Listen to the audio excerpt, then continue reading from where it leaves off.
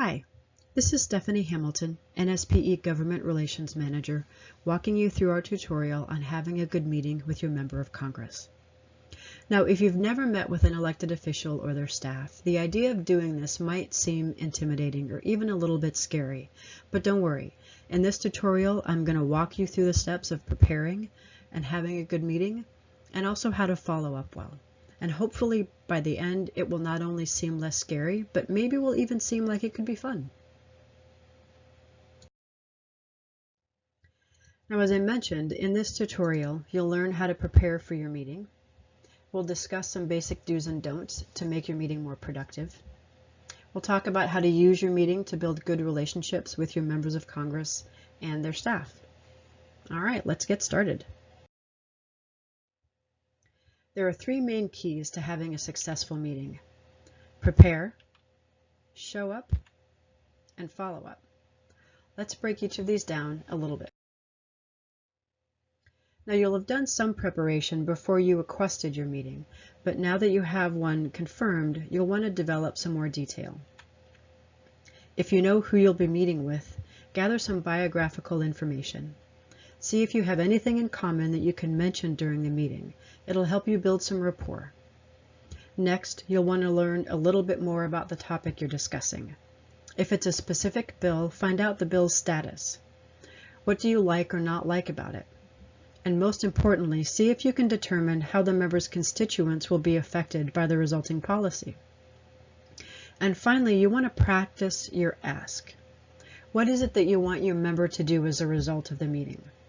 Would you like him or her to co-sponsor the legislation or vote no? Maybe you'd like him or her to amend the language of the bill in order to make it better.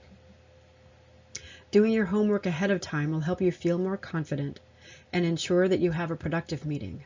And if you're not sure where to start with some of these steps, the NSPE Government Relations staff is always here to help.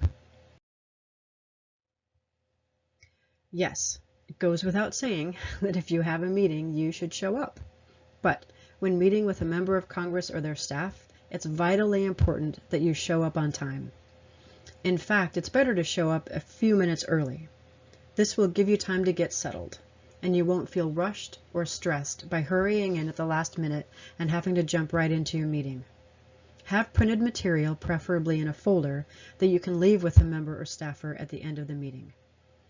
Out of respect for the member or staffer's time, be sure to stay on topic. And finally, make a specific ask. Be sure the member or staffer knows what you'd like to have happen as a result of your meeting. Again, whether it's to co-sponsor a bill, vote yes or no, etc. And then set a time to follow up. Ask if you can check back in a week to see where things stand. Since you asked about following up at the end of your meeting, be sure and follow through. Yes, follow through on your follow-up. Call the member or staffer within the time frame he or she suggested. If they haven't made a decision about your request, just say thank you and let them know that you'll call back again at a later date. You may need to do this several times before you get an answer, and that's okay. It's all part of the process.